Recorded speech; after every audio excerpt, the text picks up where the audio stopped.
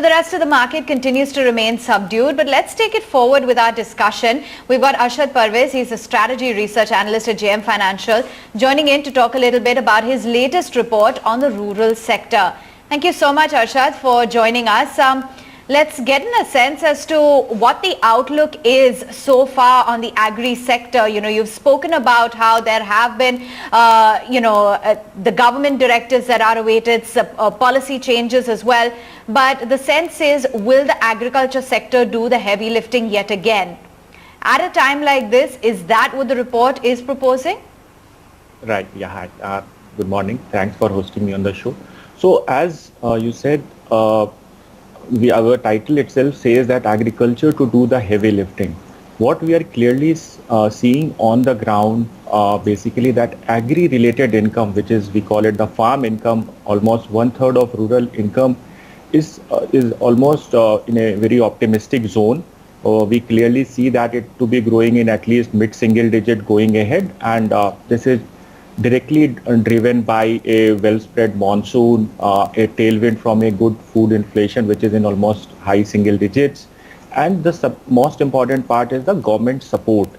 So from a near-term to even medium-term perspective, agri-related cash flows would remain, I would say, very stable to slight growth will be there. And that's not a real big concern on the rural aspects. And essentially the second part was, if you look at these structural reforms which have also happened in agriculture, they are, I would say, one of the best things to happen in recent past. And while the effects will be more, I'll say, back-ended, there will be some interesting changes we would likely see from the current Kharif procurement itself. Net-net, what I would like to conclude is that from an agri perspective, I think we are into a positive growth scenario, at least for the next 6 to 8 months time frame.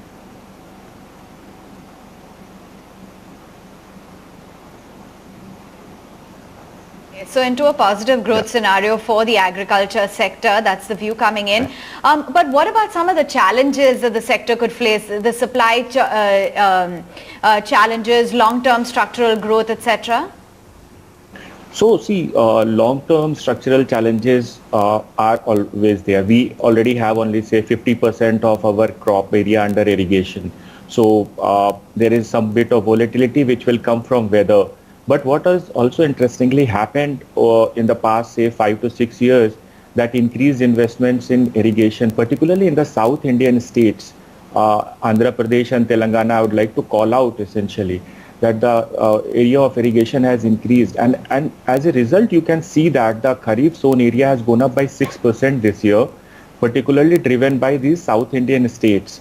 And second thing which is happening on the structural front, these 3 ordinances now which is turning into law, if it gets into a proper rule-based things by the end of the year, you will see much more private sector participation coming in.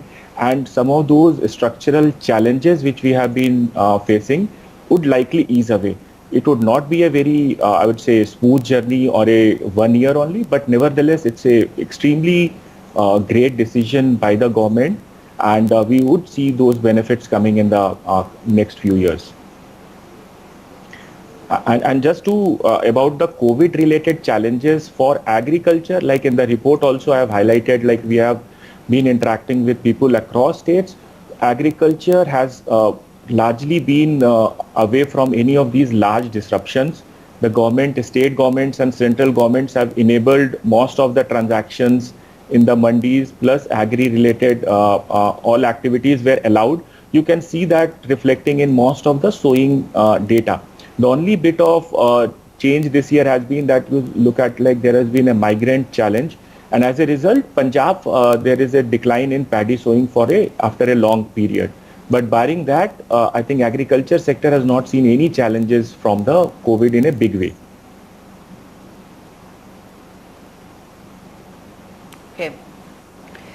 What about the impact of long-term structural initiatives? Tell us how you see that playing out, and also which sectors linked to the agri-rural space could also perform well. So, yeah. So I'll just split it into two parts. One part is like, so we are clearly seeing that agriculture as a space is doing pretty well.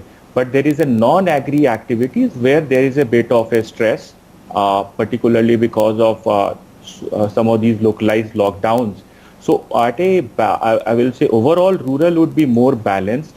And in terms of sectors and essentially the beneficiaries, if you actually go to see, would likely to be in the near term what we clearly classify as more or less the essentials, which is the staples, health and hygiene. Then there is a personal transportation is a beneficiary, two-wheelers and four-wheeler companies because of the necessity to commute. And then the third part is sectors or areas linked to rural or farm cash flow, which are essentially the tractors to essentially tractors, agri inputs, pipes. Those are the areas where the spend should likely to sustain even going ahead at present. These structural initiatives which we have talked about, all these three reforms, which is likely to create a lot of agri infrastructure and all, these are, I will still say, back-ended. The thing is essentially the private sector will look at all the rules which are formed, how different states are adopting to it, because we do not have a very good history in the past of some of these reforms. APMC reforms came in 2003-4 itself. But this time, since all of these three reforms have come together, the intent is very clear and the progress so far as we see is good. But I would not yet take them in the numbers or the investment thesis at this point of time.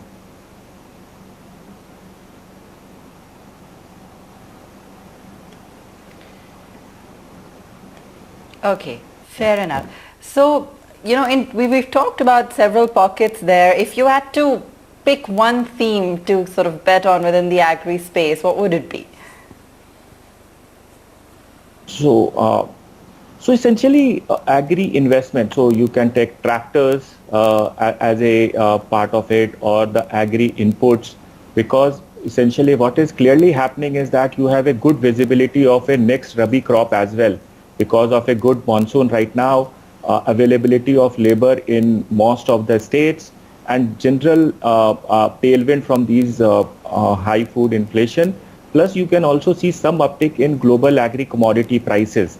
And as a result, even in our interactions, we could clearly see that the spend on these segments would really continue.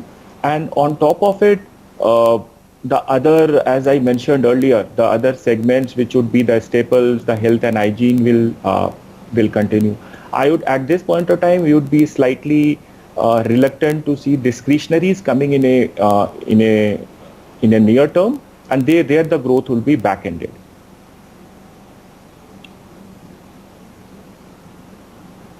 Okay, and Arshad, based on the kind of link that a lot of companies have to the rural sector, what are you at JM Financial advising as a buying opportunity within the various sectors, be it auto, banking, or even FMCG and consumption?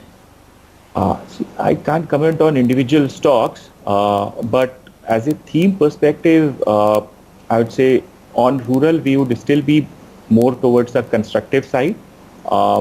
And being selective on essentially some of the segments which are more of value play right now, more of the staples, so two-wheelers and cars basically towards which cater to low income group, the lower income side, that's very clear at this point of time, and tractors, as I said, and then the staples part of it. That's the broad area which we are recommending right now from a rural perspective.